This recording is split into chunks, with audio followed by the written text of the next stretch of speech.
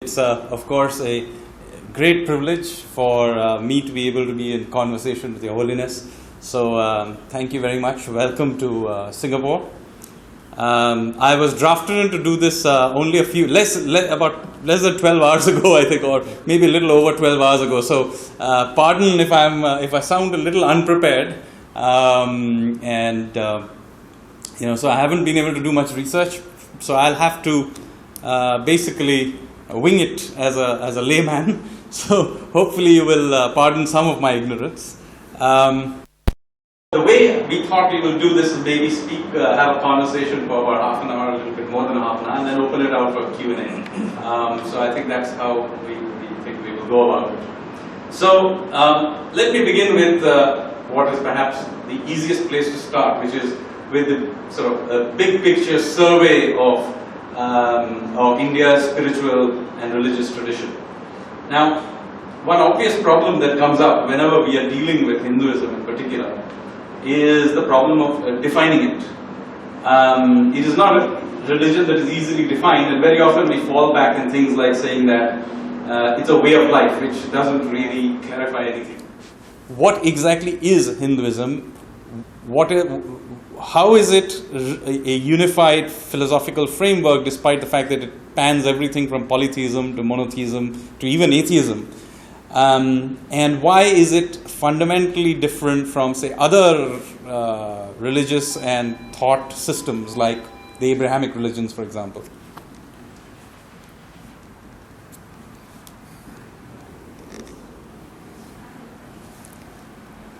Thank you so much, Sanjay, and thank you, Olive, for giving me this opportunity to meet you all again.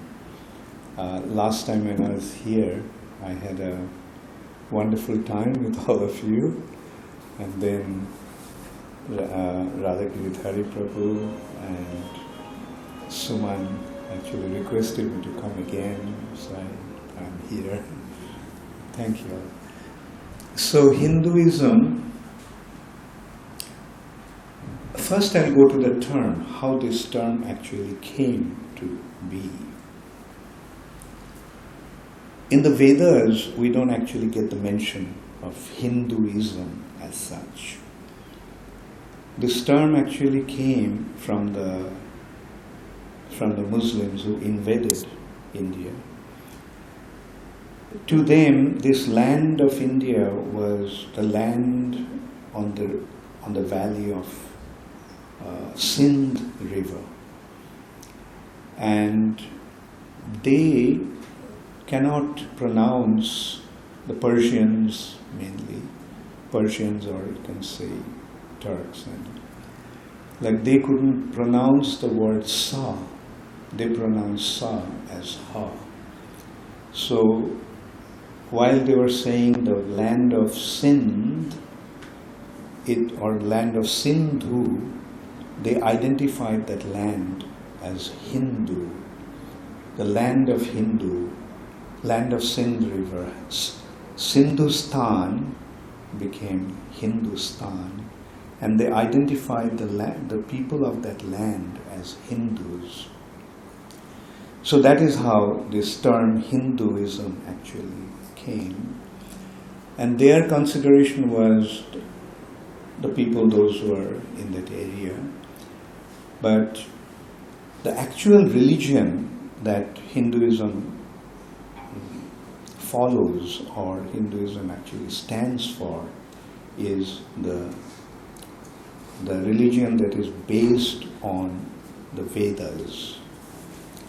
Again, the word Veda is coming from the root vid, means to know, and the word Veda means knowledge. The Veda means knowledge, and this knowledge, anyway, I won't go into the details of that. Let's just take it.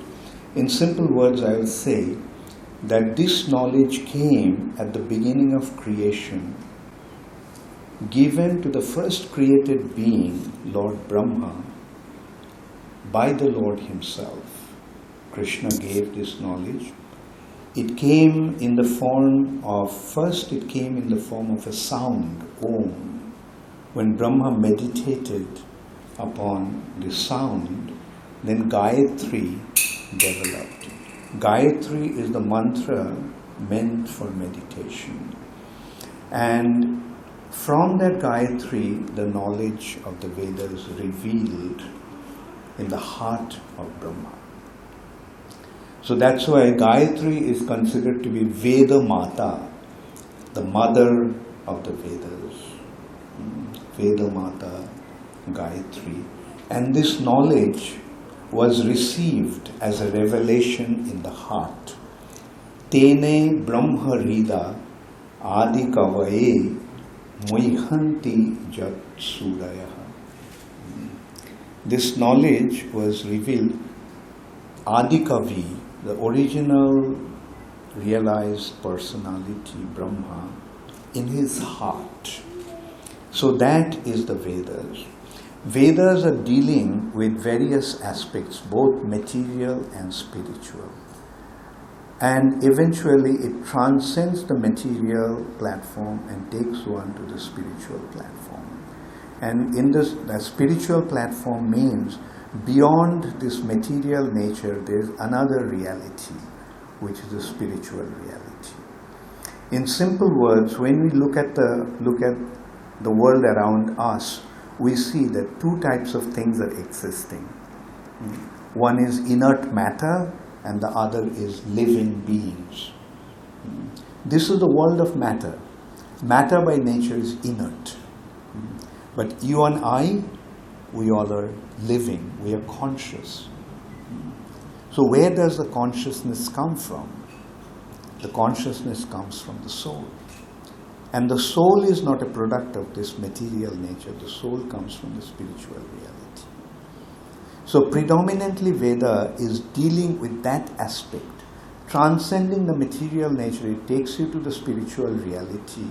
And first thing that it kind of reveals to us, that our actual identity is not material, or this body is not our actual self. Actual identity, our actual identity is spiritual. And that spirit soul comes from the another reality, the spiritual reality. And the central personality of that reality is the supreme personality of Godhead. And we all are his parts and parcels. So there extensive information had been given about that. If Sanjay wants, maybe we can get into that. But what I wanted to point out, that when we speak of Hinduism, we are actually speaking about the religion that has been established by the Vedas. Okay, here I'll take another 1 minute to point out what religion actually means. The Sanskrit word for religion is dharma. The dharma literally means the inherent characteristics of a substance. Like for example, water is a substance. The characteristics of water is the dharma of water. Fire is a substance. The characteristics of inherent characteristics of fire is the dharma of fire. Like water, liquidity. Fire, heat, light, and so forth.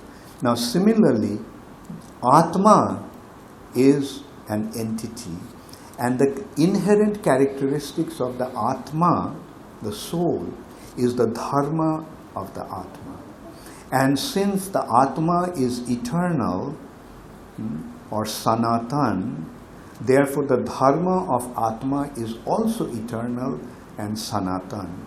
Therefore, when we speak about Hinduism, we actually mean the inherent characteristics of the Atma, and that is identified as Sanatan Dharma. The words that had been utilized or expressed in the Vedas is actually Sanatan Dharma, not the Hindu Dharma, or the characteristics, inherent characteristics of the soul. And the inherent characteristic of the soul, being a part and parcel of the Supreme Personality of Godhead, is to be connected to Him. And the process by which a living entity can become connected to the Supreme Personality of Godhead is the Dharma, Sanatan Dharma. And that is actually what Hinduism stands for. Thank you. Thank you. Now, I'm going to push you a little bit further on the same point.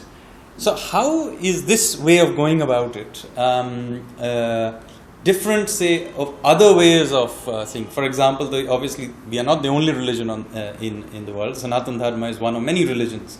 Why is this way of seeking the Godhead different from, particularly the Abrahamic ways of thinking about Godhead? I mean, I will put it in the context here is that Sadhguru, with whom I had a conversation just a few weeks ago, the way he explained it is by saying that at one level we are seekers and not believers. So it's the process of seeking that that is really important to us. Would you agree with that?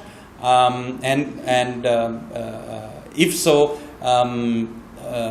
how, as I said, how is this fundamentally different from other ways of thinking about the world? Fine. Thank you. You see, all the religions essentially speaking about the same thing. Okay. God and our relationship with Him. Okay. Originally there was only one religion. That is, as I was saying, Sanatana Dharma. But that also, I'll just make another clarification here. Okay.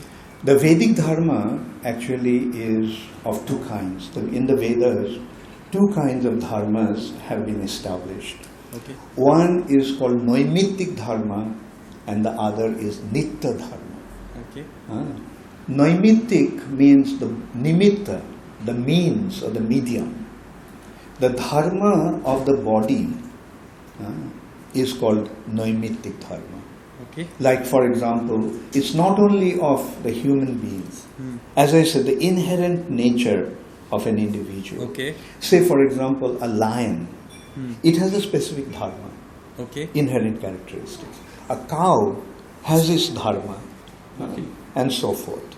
Similarly, the substances, say, gold has certain characteristics, silver has some other characteristics, iron has some other characteristics, and so forth. Okay. These will be identified as the dharma if you take the Sanskrit word for that. Okay. The inherent characteristics of. So similarly, living entities, when they are situated or rather human beings, initially they are affected by different modes of material nature. Okay. As a result of that, they develop their specific characteristic. Like not only human beings, even the animals are affected by the modes. There are three modes of nature: goodness, passion, and ignorance. Okay. So, for example, the cows are in the mode of goodness, whereas lions are in the mode of passion. Okay. So you can see the different nature that they develop inherently. Yep. Similarly, the human beings also, due to the influence of the modes of nature, they develop specific characteristics. Like, say, for example, those who are in the mode of goodness, they're naturally intellectually and spiritually inclined. Okay. Those who are affected by or influenced by the mode of passion, they develop certain characteristics, like they like to fight, they like to dominate, they like to control, they like to administrate. Then similarly, some others are influenced by the mixed mode of passion and ignorance. They develop certain characteristics, and those who are in the mode of ignorance. So this is how these different characteristics of an individual, based upon the influence of the modes on their physical condition, classifies different entities in different ways. So that has been considered as the Noimittic Dharma. Okay. But then transcending the bodily platform, when one comes to the spiritual platform, then he is situated in the Nitya Dharma, right? Okay. Where the thing is, that Dharma is principally his relationship with the Supreme Lord. Now, if we go to, say, for example, Abrahamic religion, as we're talking about, say, Christianity. Christianity and Judaism is coming from the same source, actually. They are talking about, say, Christianity specifically is speaking about God and one's relationship with Him. Unfortunately, Christianity today is not really essentially or predominantly or completely purely based on Jesus' teachings. The Bible, the New Testament, was written by the apostles who were, quite distant from Jesus in time. They gave their understanding. Anyway, the point is, essentially, Christianity is speaking about God and our relationship with Him. Yeah. Love thy Father, Lord the God, with all thy heart and soul. So they're speaking about that Nitya Dharma aspect, the soul's relationship with God. Similarly, Islamism also is speaking about the relationship with Allah. Now, the informations may differ, but they are talking about, the degree of information may differ, but they are talking about the same thing. God and our relationship. So in that sense, the Vedic religion, Christianity, Islam is speaking about the same thing. Okay. But the differences come in there because, you see, one thing we have to consider, say for example physics. When you are studying physics in primary classes, secondary school, higher secondary school, college, same subject differs. So similarly, the same subject, because of the recipients, the presentation apparently appears to be different, but essentially is the same subject. Okay.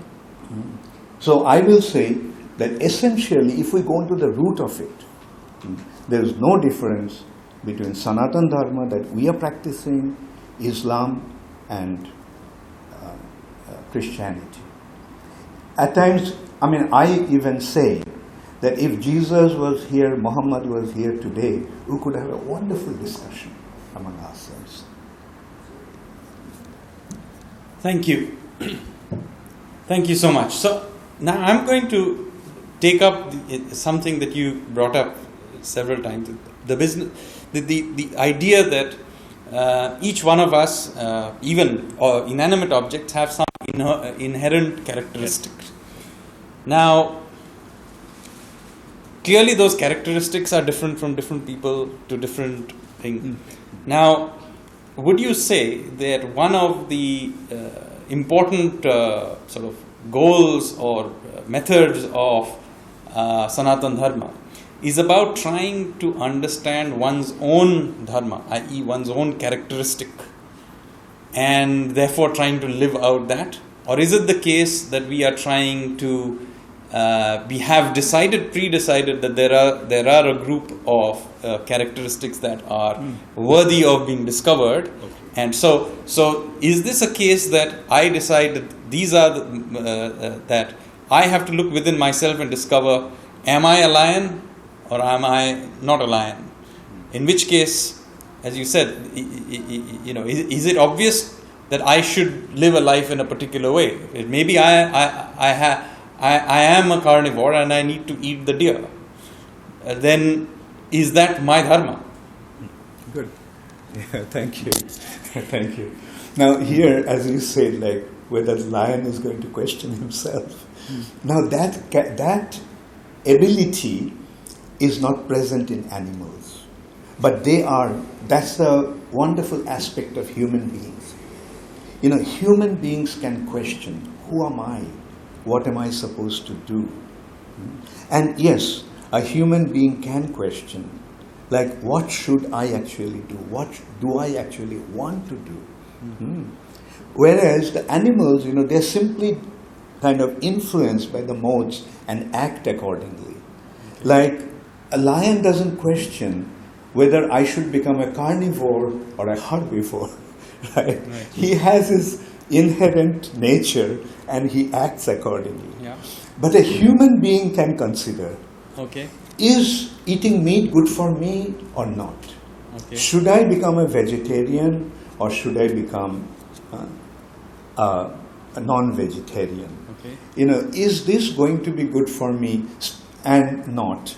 Okay. And therefore, the human being needs the guidance. Okay. And that guidance is kind of provided. In a civilized human society, that guidance is provided. Like more civilized it is, the more precise is the guidance. Okay. And in the Vedic culture, like as you were saying, like the characteristics of the body, characteristics or dharma of the body has been very specifically defined. For example, Krishna is saying in Bhagavad Gita, Chatur Varnam, the human society predominantly has been divided into 4 varnas or 4 divisions. Chatur Varnam Maya Srishtam has been created by me, Guna Karma Vibhagasaha, according to the influence of the modes of nature and according to one's inherent propensity. Like you can see, like everybody is not of the same type. Right. Human beings, every individual is different. Yes. And is different. Every individual has his specific characteristic or tendencies and natural propensities. And as I said, like the human society everywhere you can see has been divided into these 4 different classes. Intellectuals, rulers or warriors, traders, and workers. Like which unfortunately in India took a distorted shape in the form of caste system, which has been done according to one's birth, designated according to birth, but it's not actually according to birth. It's according to one's natural characteristics. Like for example, the father may be a doctor, but that doesn't necessarily mean that the son is going to be a doctor. The son has to, as a son of a doctor, he may get the facilities to become a doctor, but ultimately he'll have to become a doctor qualitatively. I mean, by qualification. He may not even be a good doctor. And he may not even become a doctor at all, right? So the thing is, it's up to the individual in what category or in what division he is going to fall. Yeah. So that is the division which is in a noetic platform. You can say in the bodily platform is this characteristics, but ultimate characteristics of the soul determines what our actual religion is. Or what our actual dharma is. And that is to develop our loving relationship with the Supreme Lord. Right? As we find, see, Christianity is saying that love thy father, Lord the God. Islam is saying he is the supreme, accept him and surrender unto him. He is the only supreme. And similarly, we are also saying, the Vedas, ekam eva aditya parama purusha. And that Parama Purusha, the Supreme Personality of Godhead, Krishna, in Bhagavad Gita is giving his final instruction. Sarva dharman parittajya, mam ekam sharanam braja. Giving up your so-called, dharmas or duties or responsibilities or characteristics, just surrender unto me. So in this way, he is making one transcend this bodily platform and come to the spiritual platform and become situated in his spiritual characteristics of dharma. Now, so far the discussion that we were having is basically about the landscape of Hinduism in general. I'm going to get a little more specific about the various modes of doing it within Hinduism. Of course, I'm personally a Shakta. I follow the Devi worship format. Most of the people here, including Your Holiness, will come from the Vaishnav stream. Now, at some grand level, I agree that they all kind of merge. But it would be interesting if you can give us some feel of how these different schools, what are they trying to do, how are they trying to discover these inherent characteristics that we just, the dharmas of each person, and how this is emerging. So perhaps you can give us some feel of what is this, what is it that each one of these streams is trying to really do in different ways, and how ultimately they all merge. Yeah, very good. Thank you. Okay, when we say Shakti or energy or potency, along with that automatically comes the consideration of energetic. Whose energy? So the supreme source of energy is the Lord Himself. And His energy takes place or manifests in the form of two aspects. One is His internal potency and the other is His external potency. So His external potency is this material nature. And this material nature is identified as Mahamaya or Devi, who is manifest in the form of Durga, Kali, Annapurna, etc. This, and in simple words we can say Mother Nature. The Father is the Lord and the Mother is this material nature. And so, some child may be fond of the mother and some may be more fond of the father, right? So, those who are, fond of the mother, they are identified as Shaktas, the worshippers of the mother, worshippers of the energy of the Lord. Because they are the worshippers of Shakti, therefore they are identified as Shakta, Shaktas. And similarly, when one is the worshipper of the Father or the Lord or Vishnu, then he is identified as Vaishnava. So essentially there is no difference, But the practice does. The practice, good point. But before that, I will just come to that point. I'll make this point. When the father sees the son is attracted to the mother, the father feels happy. And when the mother sees that the son is attracted to the father, she also feels happy. Yeah. And eventually the mother wants the child to go to the father. And now as you're saying that there are different practices, like these are actually called tantras. The theoretical aspect is called mantra and the practical application is called tantra. Now there are three ways of application of this tantra. One way of application and these three ways of tantric applications are based on three modes of material nature. Like for example, Sattata Tantra. The tantras that are based on mode of Sattva-gun, goodness. Similarly, Rajasic Tantra, which is based on the mode of passion. And those who are in the mode of ignorance, they are called Tamasic Tantra.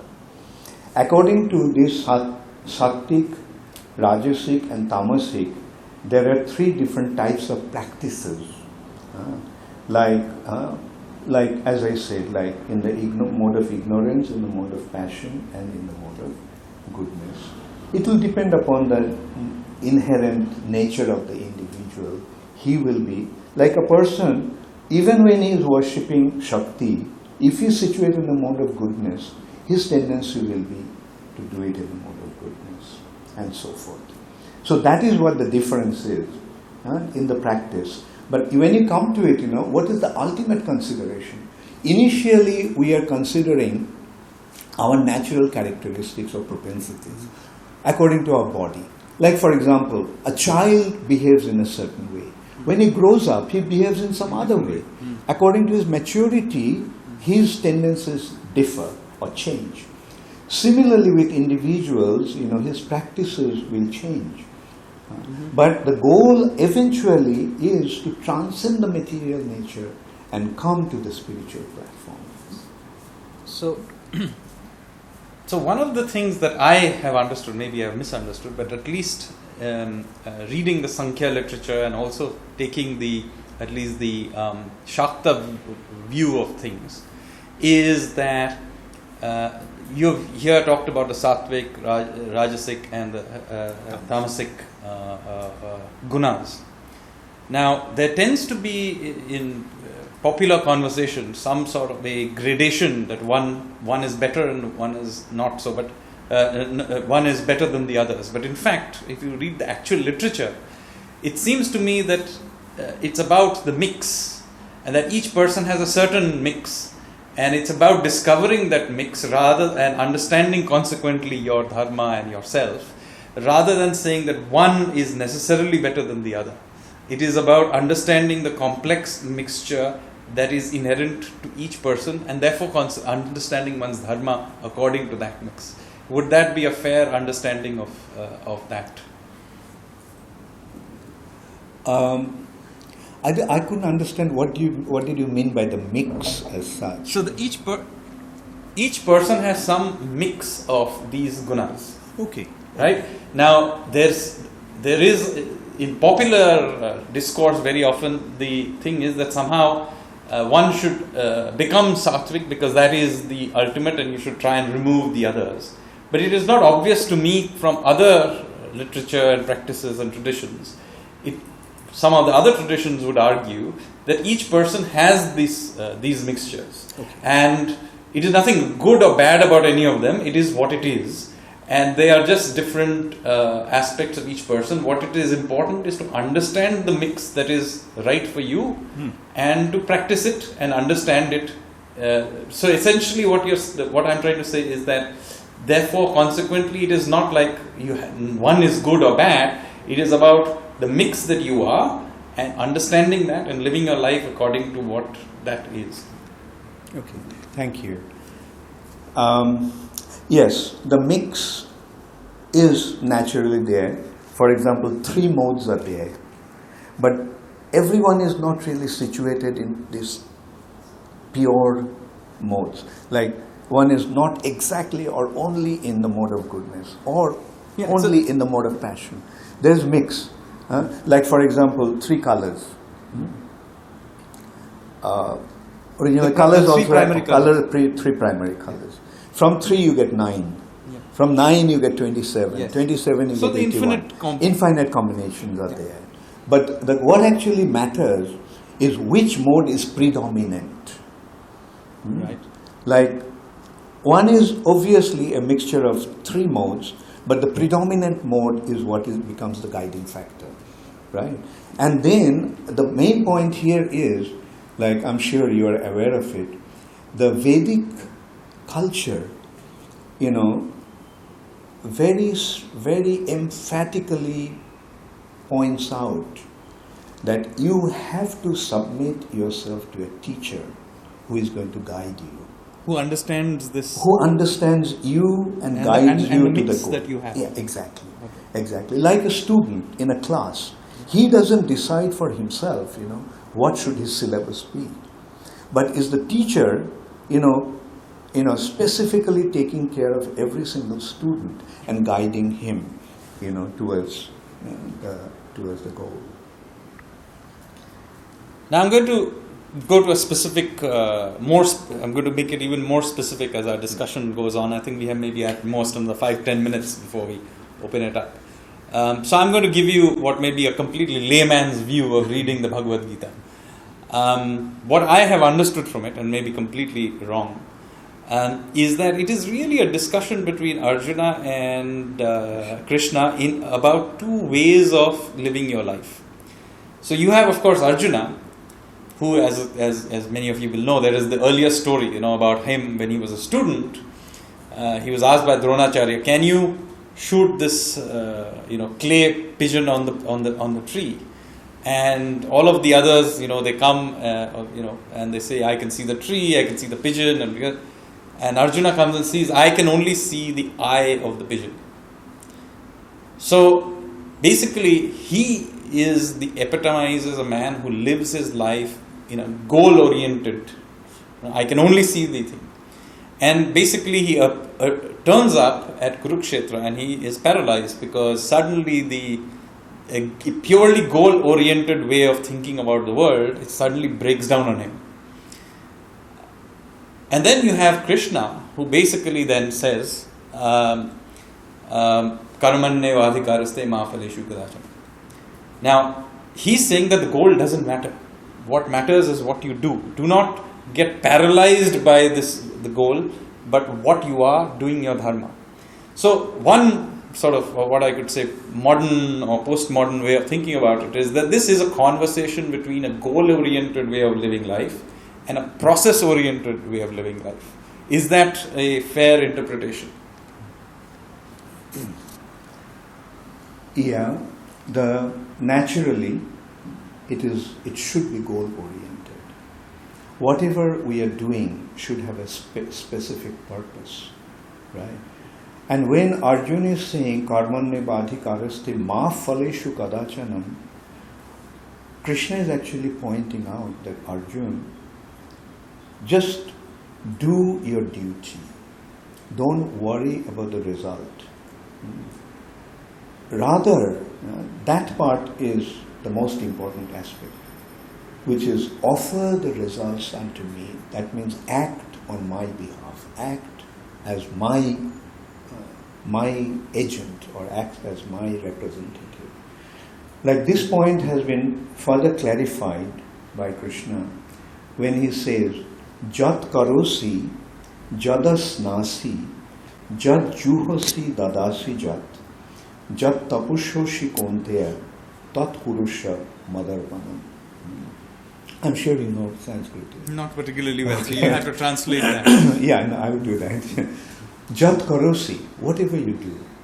Jad asnasi, whatever you eat. Jad juhosi, whatever you offer in sacrifice.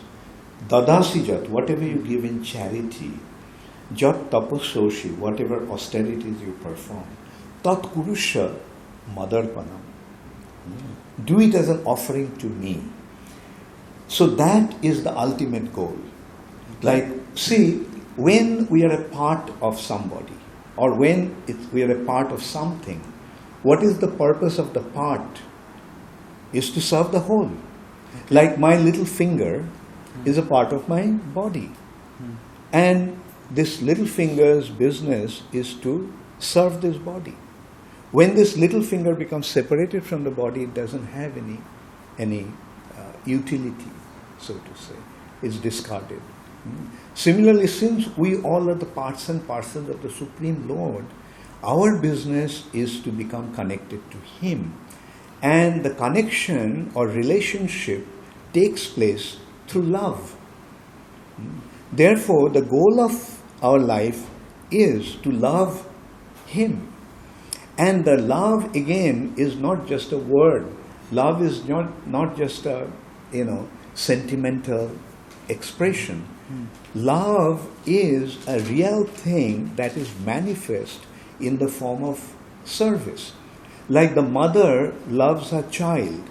The mother doesn't only say, I love you, I love you.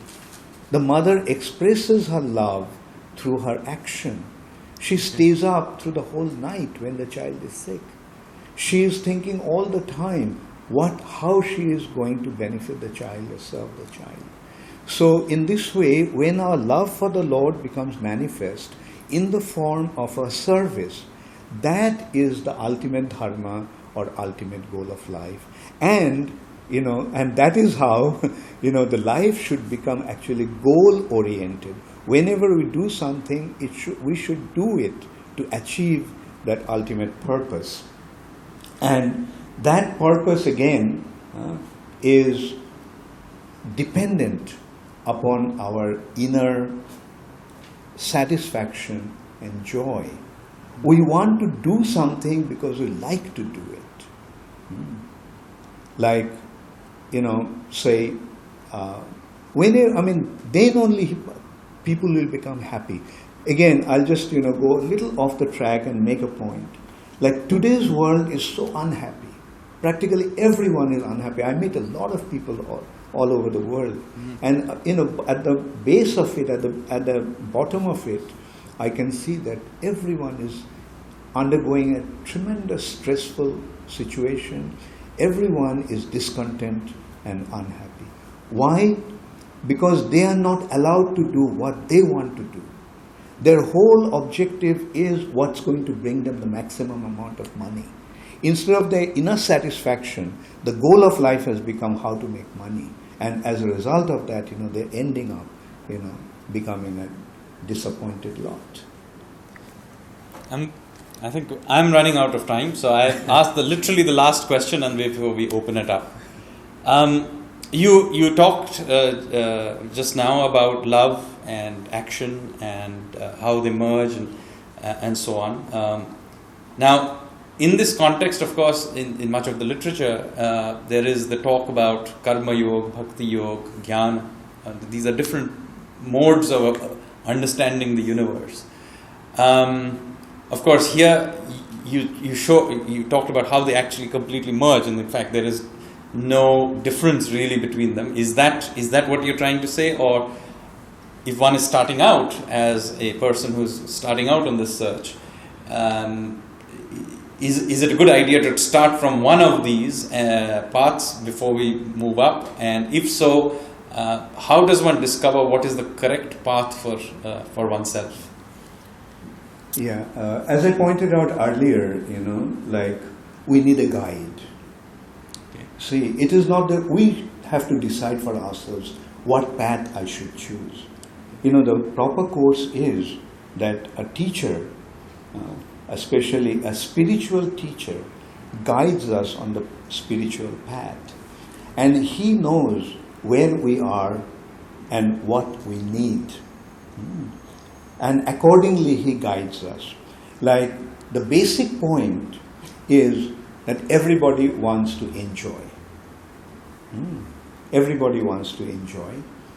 And Vedas are giving the direction. If you want to enjoy, then recognize the fact that as you sow, so shall you reap. As you act, accordingly you will get a result. The right action will lead you to enjoyment, whereas wrong action will lead you to suffering. So that is the karma kanda platform. Okay. And that platform is dealing with the karma yoga. Okay. Then, transcending that platform, one comes to the platform of knowledge. Okay. This knowledge, you mentioned Sankhya. Actually, Sankhya philosophy analyzes it, very beautifully. Anyway, I'll just go briefly into dealing with that point. Like, when, in spite of all the endeavor to enjoy, when one ultimately realizes, I'm trying to enjoy, but why am I suffering? Okay. I do not want suffering. Right. Why the suffering comes uninvited? Okay. So then he begins to wonder why am I suffering leads to the next platform of Jnana Kanda. Karma Kanda is leading to Jnana Kanda. Transcending Karma Kanda, one comes to the Jnana Kanda. Okay. And they are being dealt with different branches of philosophy. Vedas are dealing predominantly with 6 branches of philosophy as Sardarshan. Okay. The Karma Kanda is dealt with Karma Mimamsa or Purva Mimamsa. Okay. The preliminary conclusion. The preliminary conclusion is good action will lead to enjoyment, bad action will lead to suffering. Okay. The karmas will have its resultant reactions. Okay. And this is not necessarily an idea of reincarnation as such. That reincarnation is already there. Okay. Whether it's not only just in Karma Kanda, it is the fact.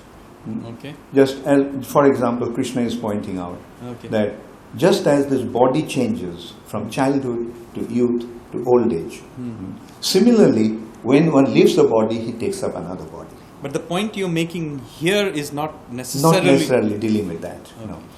So the Jnana Kanda is dealing with 4 aspects of this philosophy, namely Naya, Vaisheshika, Sankhya and Yoga. leading finally to... So Nyaya is dealing with logic. Why am I suffering? Okay. And logically, it is establishing that this world is a place of suffering and this body is an instrument for receiving pain. Okay. Right? Okay. So, then it goes to, what then is this world? Leads to Vaisheshika. This, what perceivable world is actually a combination of atoms, minutest particles called Paramanus. So Vaisheshika leads to Paramanuvad. Then Sankhya analyzes the material nature with 24 considerations. 5 elements, 5 senses, 5 objects of 5 knowledge acquiring senses, and 5 working senses. Okay. So 20, then mind, intelligence and false ego, man, buddhi and ahankar, 23. Okay. Mahatattva, the basic ingredient for the material creation. With this, they analyze the entire material nature. Okay. 24 considerations. But then they're considering this material reality is a perceivable reality. It's an objective nature. Okay. But the object depends upon the subject to exist. Yep. Right? Without the subject, the object cannot exist. Okay. So who is the subject? I am the subject. I. Okay. This I could not be found in all these 24 consideration of analysis of the material nature. Therefore, I is beyond material nature. So this is how, you see, Sankhya is transcending the material nature and bringing one to the spiritual platform. Okay. And then he's going into the spiritual consideration. I, 25th consideration, is spiritual. But there are many I's and they are minute and many. Therefore, it must have a source. Yeah. So the Atma are minute and many, so they must have a source, and the source from where all the Atmas have come is the Param Atma, or the Supreme Soul, or the Supreme Personality of Godhead. Okay. Yeah. So then it is leading, okay, I am his part and parcel, so what's my relationship with him? Okay. So that is leading to yoga. Okay. Yoga means link or establishing relationship. Yeah.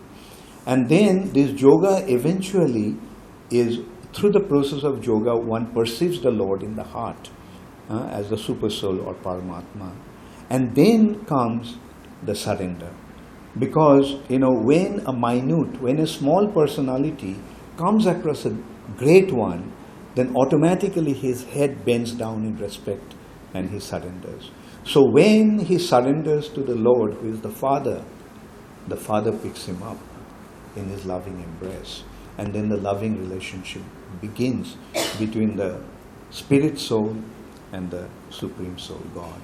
And that is the final conclusion which is described in Uttar Mimamsa, or final conclusion. I think I've monopolized His Holiness for long enough. So I'm going to open this up for question and answers. Questions, but based on the talk that we just had. So my first question is, you mentioned Krishna as the supreme being and Brahma being the first creative part. In the universe. In the universe. In this universe. In this and universe. there are innumerable universes. Okay. And every universe has a Brahma. Okay. But again, if I look at the chronology of Indian mythology, we had Ramayana and then we had Mahabharata, which is where Lord Krishna is introduced to us. So while we were reading Ramayana, the concept of Brahma, Shiva, Vishnu is already there. And Krishna actually comes later in the chronology of scriptures.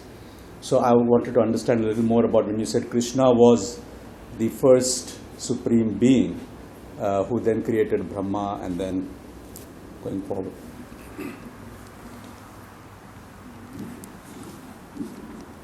Yeah. The immediate response to that is there is no difference between Ram and Krishna or Vishnu and Narayan. The one person, he manifests himself into many forms, and that is called his Swa Amsa, his personal expansions. Like they are known as avatars, incarnations. And there are another kind of expansions. They are called Bibhinnamsas, like we all are. An example can be given. The sun, and one sun becomes many. So they all are retaining the same potency and same characteristics. So expansions of the Lord or avatars are like that. One sun, from one sun there is becoming many. Now, from the sun, innumerable rays are coming out. The rays are also qualitatively one with the sun, but quantitatively different. Like we are like those rays. So that I wanted to establish first, The Lord's appearance is not chronologically that important. For example, the king doesn't belong to the prison, right? The king may go to the prison for some time to educate the prisoners. So why did you break the law?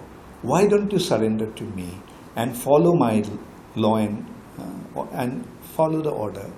And then you'll become free. You won't have to be in the prison. You'll be free from the prison. So in order to teach us, the Lord comes from time to time. In Treta Yuga, he came as Lord Ramchandra. In Dwapar Yuga, he came as Krishna. And then again, the Krishna, the original personality of Godhead, is actually Krishna. And he comes not in every Yuga. Although Krishna said in Bhagavad Gita, Sambhavami Yuge Yuge, like he actually comes only once in a day of Brahma. And Brahma's day consists of 1000 Chatur Yugas. One Chatur Yuga is Satya Yuga, Treta Yuga, Dwapar Yuga and Kali Yuga. Four together is called one Diva Yuga or Chatur Yuga. Thousands of Chatur Yuga make a day of Brahma. And once in a day of Brahma, Krishna, the original Supreme Personality of Godhead, comes. And last Dwapar Yuga was the Yuga when it was the time for him to come. So that way, we all are very fortunate. So anyway, we can get into another, analytical descriptions of that. Let's put it this way for information. Krishna is the original Supreme Personality of Godhead. Mind you, it's not that I'm saying it because I'm a devotee of Krishna, follower of Krishna. Whatever I'm saying is from the scriptures. Scriptures is our authority. We speak on the basis of the scripture. Like why I'm saying it, towards the beginning of Srimad Bhagavatam, there is a description of 22 incarnations of the Lord. And there are 6 different categories of his incarnations. I won't go into the detail of that. And then after describing these 22 incarnations, it has been pointed out, just as there are innumerable waves in the ocean, there are innumerable incarnations of the Lord. Avatara hi asankhayo. Asankhayo means innumerable. That cannot be counted by numbers. So, avatara hi asankhayo. Then after that he is saying, ete changsha kala pungsha, Krishnastu Bhagavan Swayam. These are all amsas and amsas, the parts and parts of the parts and so forth. But Krishna is Bhagavan Swayam, original Supreme Personality of Godhead. The details. Krishna's first expansion is Balaram in Vrindavan. Then from there, Balaram expands the Chaturbhuha. Vasudev, Shankarshan, Pradyumna, Aniruddha in Dwarka. Then from them expands Narayan in Vaikuntha. From Narayan, there are also Chaturbhuha, Vasudev, Shankarshan, Pradyumna, Aniruddha. From this Shankarshan expands Mahavishnu. Mahavishnu lies in the causal ocean. And as he breathes, and the bubbles that are generated, each bubble is an universe. Then he enters in the universe, fills up the universe with the water generated from his body, and lies in that water, in the bed of Ananta Shesha. That is Garbhodakshay Vishnu. From this Vishnu's navel comes a lotus, and Brahma, the first created being, is situated in that lotus. So these are the scriptural description of creation. So as I was saying, Like, if you consider that appearance of the Lord in the universe is something like king going to the prison. The king doesn't need to go to the prison, but he goes there to benefit, to educate the prisoners, to give up their distorted mentality. Thank you. Anybody I'll else? just take a couple of more questions and then I get to it. Okay, my next question was, you mentioned that the first words uttered by Lord Krishna to Brahma was Om, followed by the Gayatri mantra. So by Gayatri mantra, I'm assuming you're talking about Om Bhur Bhuva Swa Tat Saviturvarenyam, that mantra. That's the preliminary Gayatri, Brahma Gayatri. But there are many Gayatri. Okay. So what is the significance of that in relation to the overall Vedic scriptures? Very good. Brahma is the first created being in this universe. When Brahma appeared, his condition is something like, he just finds himself sitting there on a lotus and he doesn't have any recollection of his past. So he began to wonder, who am I? What am I supposed to do here? Then he felt that if he climbed down the stem of the lotus and reached the bottom, then he would find out who he was. And he did it for a long, long time, but he couldn't get to the end. He couldn't find the end. So eventually he came up again and he sat on the lotus. And he began to wonder, now what should I do? I tried to climb down and I couldn't reach the bottom. And at that time, he heard the sound. This sound was sound of Krishna's flute. The sound of Krishna's flute actually appeared to be sounding like Om to Brahma. That Omkar that originally Brahma heard was the sound of Krishna's flute. And then as he saw, okay, let me just go deep into it. And then as he meditated on that sound, then the sound Om manifested in the form of the Gayatri, as you just mentioned, Om Bhur Bhuva Swa Tat Saviturvarenyam. And as he further meditated on that, then the spiritual world was revealed to him. The spiritual sky was revealed to him. This has been very beautifully described in Brahma Samhita, Brahma's narration of his exploits, you can say. He is seeing the spiritual world. It has been described as Chintamani Prakara Sadmasu, Kalpa Vriksha, Laksha Vritesu Surabhi Rabhipalayantam, Lakshmi Sahasra Sata Sambrahma Siddhamanam, Govindam Adi Purusham Tamaham Bhajami. So this knowledge was revealed in the heart of Brahma, not in the form of abstract knowledge as such. This knowledge, the transcendental knowledge was revealed in the heart of Brahma as a realization. He was actually transported to the spiritual world. And there he is seeing the spiritual world. Chintamani. The spiritual world is made of touchstones. There is a kind of stone or substance which is called Chintamani or touchstone. Or in material context it's called Parasmani. By its touch, any base material becomes gold. But that is the material aspect of it. Anyway, Chintamani Prakara Sadmashu, Kalpa Vriksha, it's a forest. But in the forest all the trees are desire trees. There are trees that can fulfill our desires. Here the trees bear fruits and flowers.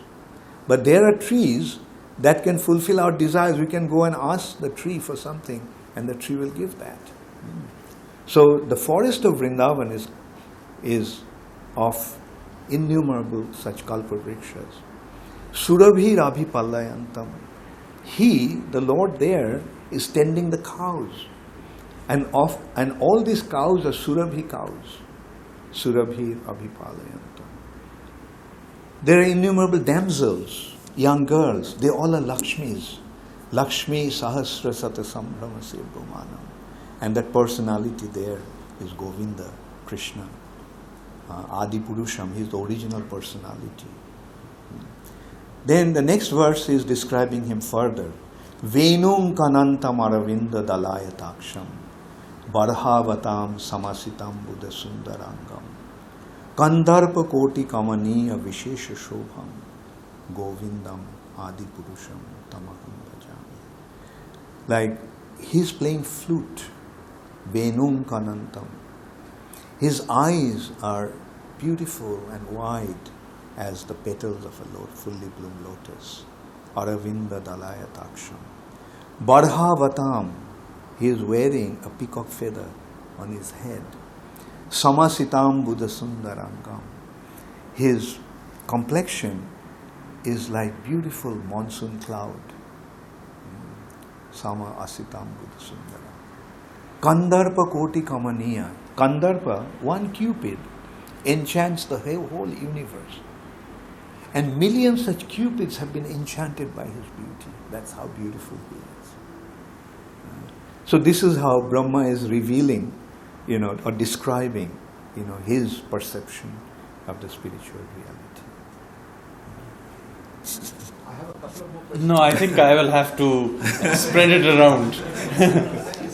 Yes. Quizmaster's decision is final. Right? Yeah, I have to do that. Thank you for a very good speech.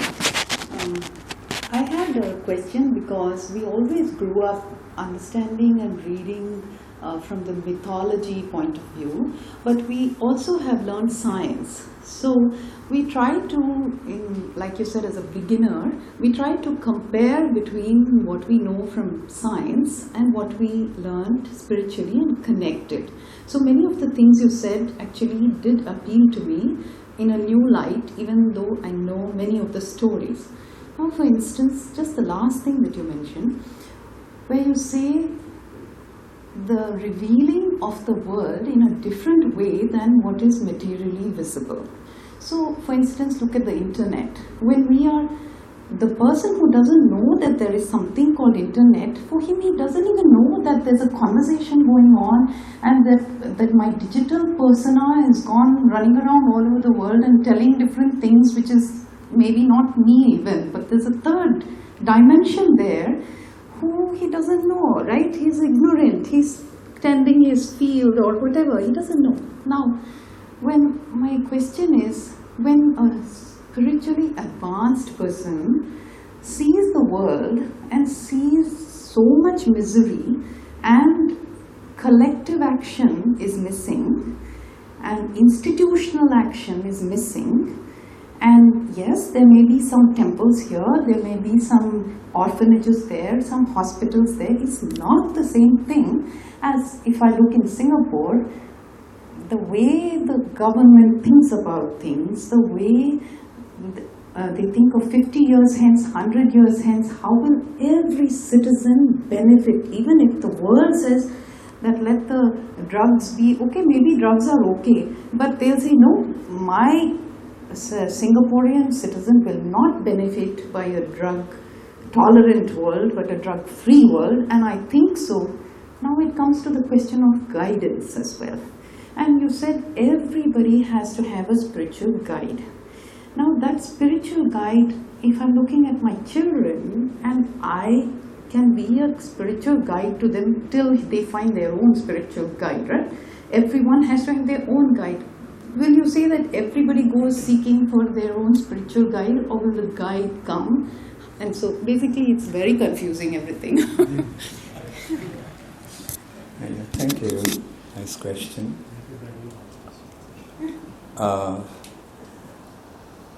Maybe it's not quite to the point, but I'll make one point at the outset. Mythology. You know what it means? Myth means fictitious. And the entire Vedas to us today has become a mythology, right? Fictitious things, fairy tales, and the British have very expertly brainwashed us to think that way. Anyway, then why you call it mythology?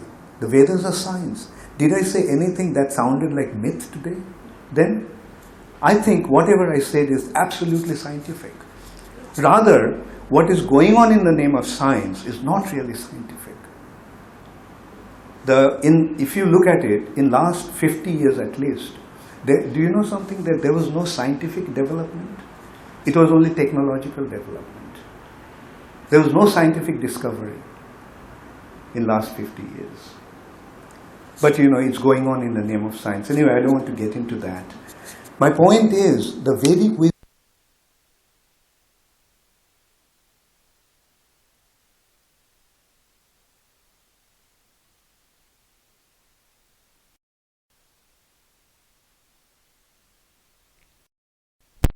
facts to you. I remember during one gentleman, I forgot his name, he actually, during question answer session, were you there in the last session? He actually made the point that, I think it was Queen Victoria, questioned one of the viceroys of India when he went there, why didn't you get India to come to total submission? And he said that these people are situated in such profound culture and wisdom, it's very difficult to indoctrinate them. Then she said, then do something about that. And then they started educating the Indians.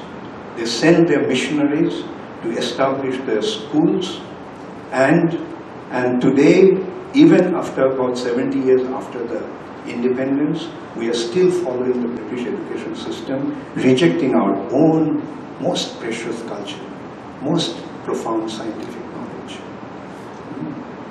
I'll give you an example. Vedas are dealing with different areas. Like, for example, there is one science called Ayurveda. Science of, you can say, life, science of healing, science of medicine. I was not aware of it until I got exposed to it.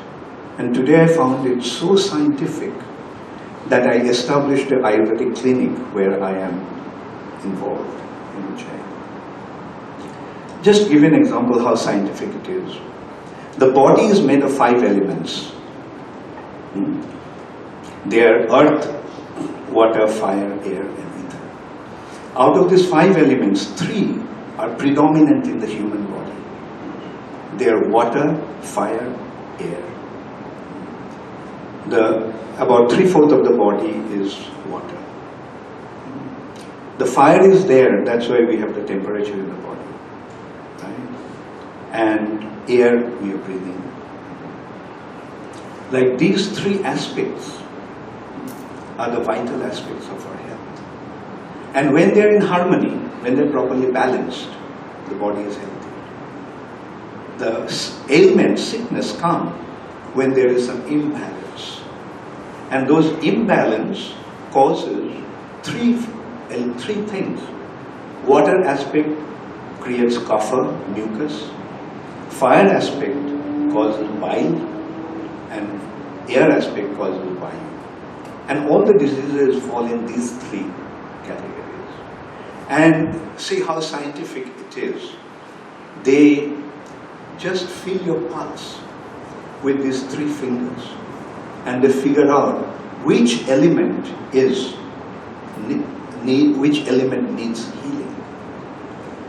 That's one aspect, And then the other aspect of this Ayurveda is that for every disease, nature has provided a cure. So they master the art of finding out for which disease, what is the cure. And I tell you, it's the most scientific.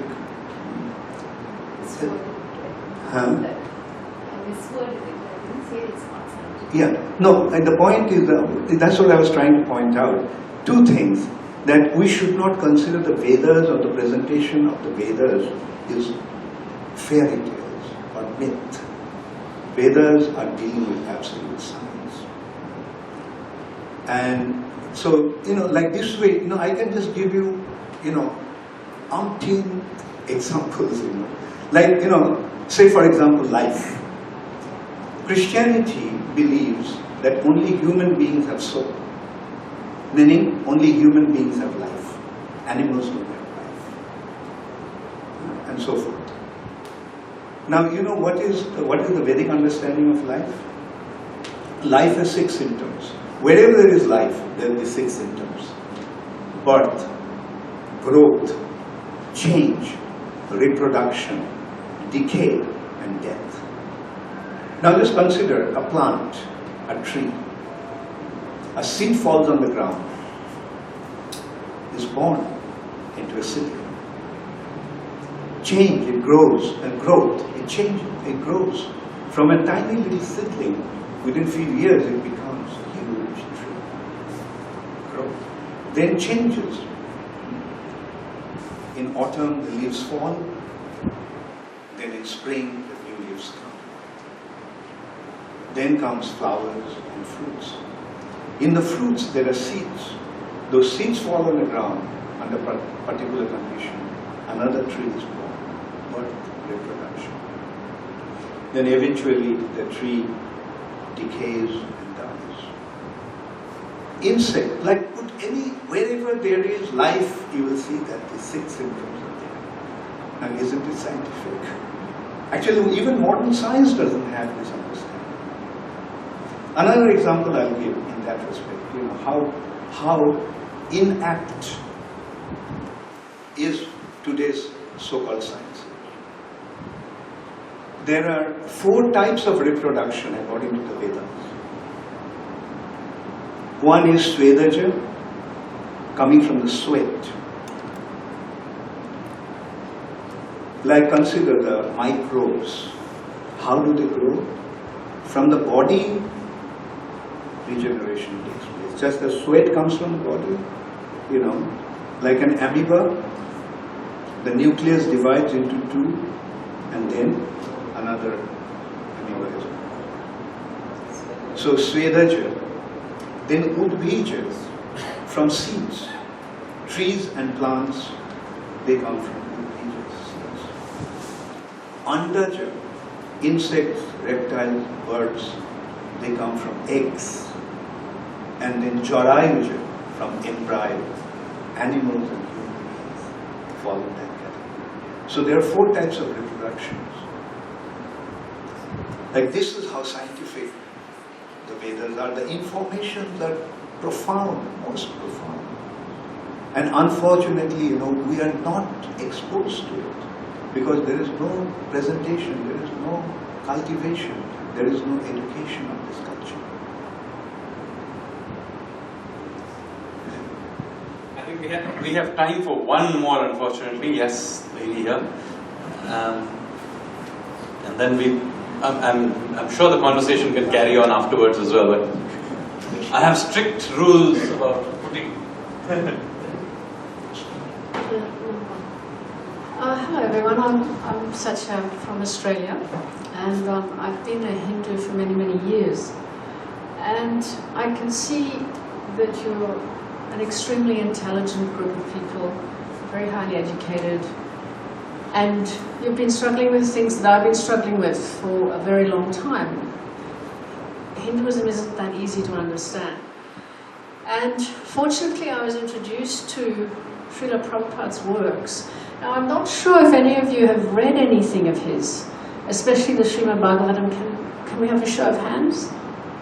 Bhagavatam, anyone read? Has anyone read anything else of Srila Prabhupada? No. So I think for the next meeting, I would like you to actually do some homework. And please read the first canto. This book will answer all your questions, and it will put it very beautifully in beyond scientific. I mean, it talks about the transcendental world that we only usually think about of materiality, and Srila Prabhupada really explains it so beautifully, and it is for us. It's for the intelligent class of people. So I would really request that you read this, and then a lot of your questions will be answered, and we won't be so disparate and confused and from coming in from everywhere. I don't even know that much. I've only been studying his works for about 3 or 4 years, but I can tell you now it has made such a profound difference to my life that it makes sense of everything. It makes sense of Bhagavad Gita, because we also always struggle with Bhagavad Gita because there's so many different interpretations. So, yeah, so please do your homework. I cannot really say more. Thank you. Okay, thank you. I think that was more a statement than a question. So we still have one question allowed. Yes, the lady at the back.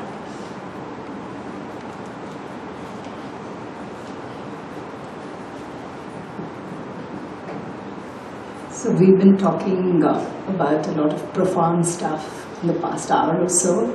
So pardon me if what I say seems rather simplistic. So as far as I'm concerned, and probably for many people here, this is one life that has been given to me. I am born, I will die. That's the truth for everybody.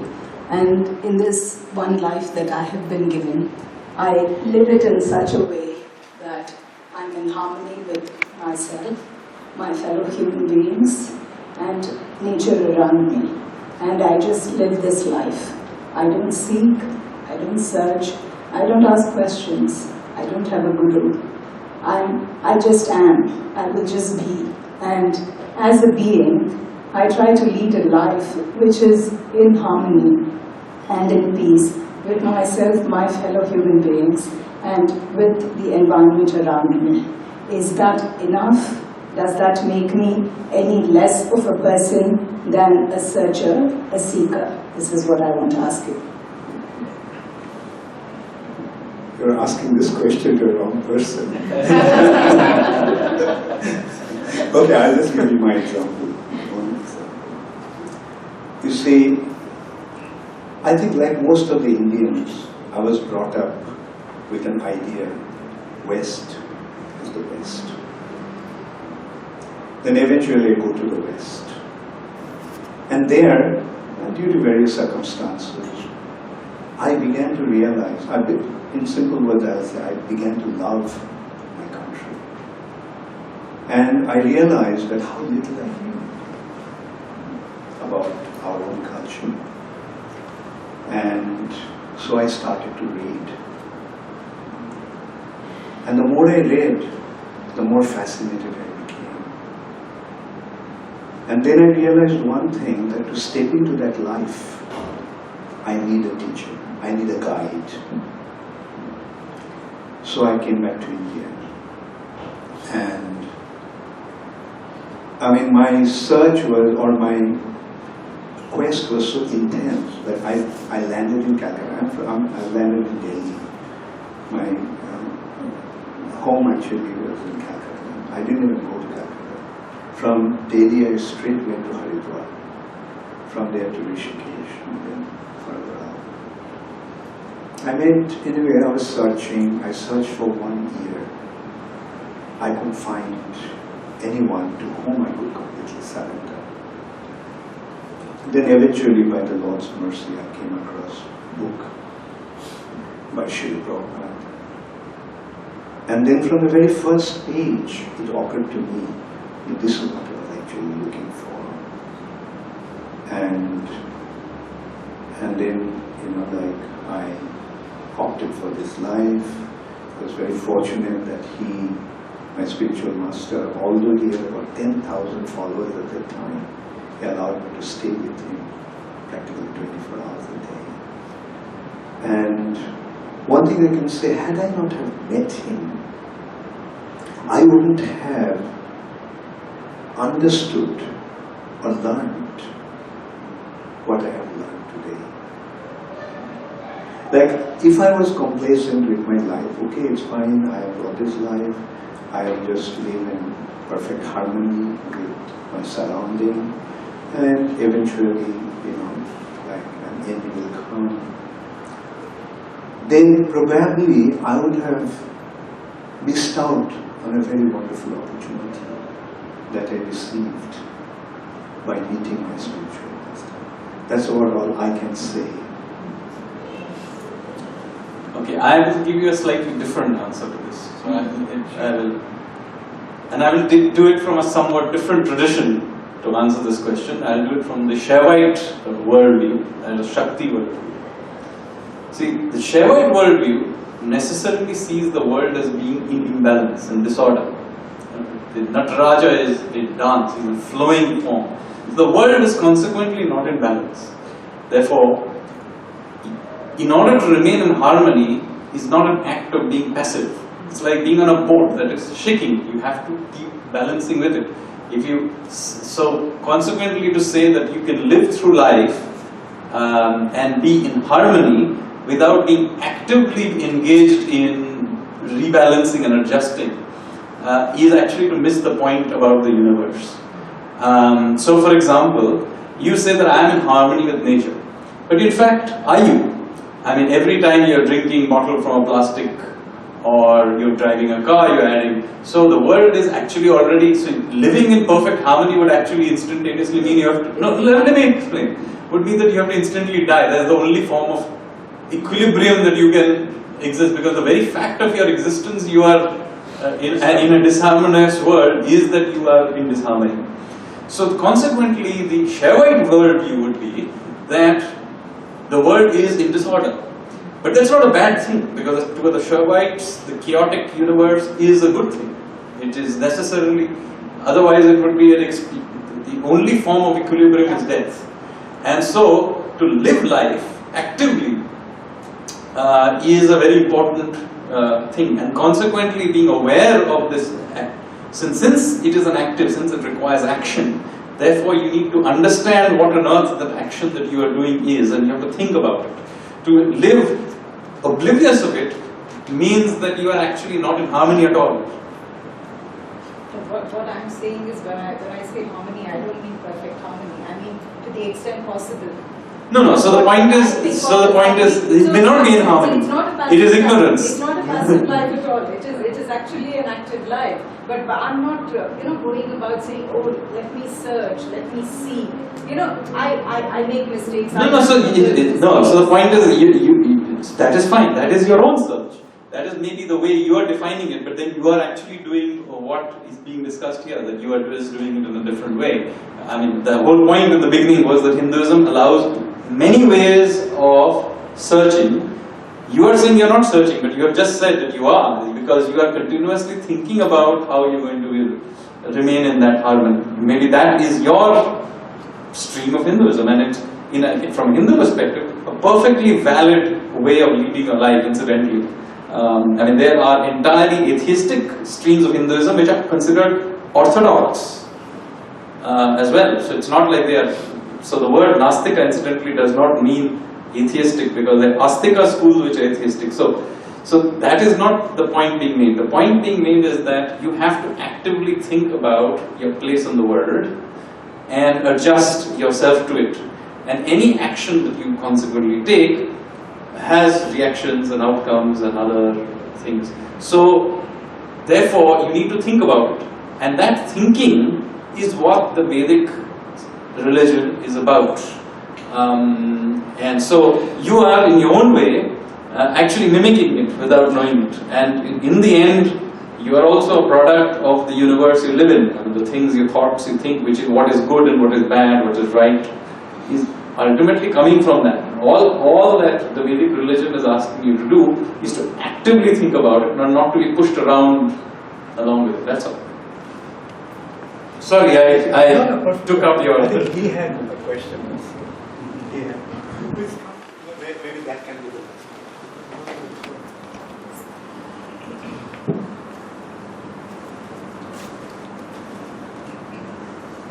Thank you.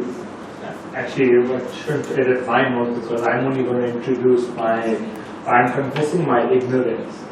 And one thing that I've been wrestling with for a very long time is to say that these monikers of absolute truth and the path to pursue, I am ignorant and I can't reconcile. And I think, like Sophia said, there is a scientific mind that is coming at us. There is a quote-unquote a rational mind, whatever that might mean. Or let me put it over a tolerant mind that says, if this paradigm was shifted today to Bible class, and there would be another wise person at the other end who would be talking about the Bible and saying this is what God is about, or this will be a class on Islam, and then there would be another person at the other end who would be talking about that. How do we reconcile with it? And therefore, I'm just trying to have, I'm not sure how to get to a common understanding in my mind. I think what Sanjeev said, that there are many ways to go, is possibly a way that I resonate with, to say, okay, there are many ways, and every day there's a thing of discovery. And I go to a gurdwara, a mandir, a church, whatever, and I see many things, and I try in my own mind to reconcile. But a single path is, I'm just very confused about it.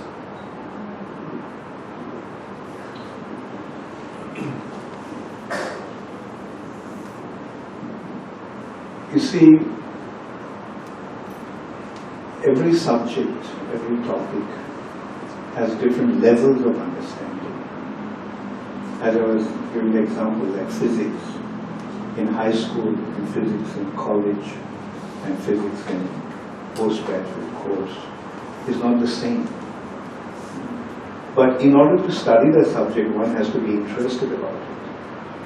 Right? Similarly, one has to be concerned, one has to be interested about spiritual topic.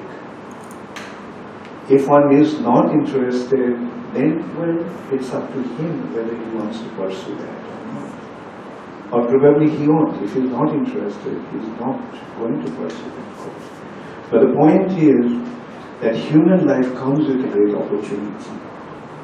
Human life comes with an opportunity of not only an advanced and developed intelligence, that human beings have the ability to expand his intelligence to an unlimited extent. So much so that he can perceive the reality beyond our sense perceptions. And that opportunity is there. Now the question is whether we're going to take advantage of that or not. And in simple words, I will say that if we don't, then what's the difference between us and an animal? An animal also lives his life based on eating, sleeping, mating, and defending. Now, if our lives are also just centered around those four activities, eating, sleeping, mating, and defending, then what's the difference between an animal and me? The difference is there, that what animal cannot do, I can. I can question, I can probe deep into the areas where my mind is inquiring about. And it can, not only it has a developed intelligence, but it can expand his intelligence to an unlimited extent. So that is the ultimate consideration, whether we are going to take advantage of it or not. I'll just add a few, I'll use language that you were using, maybe that might. See, other religious traditions oppose, it's sometimes easier to define something by what it is not. So, the starting point of other religious traditions is axiomatic.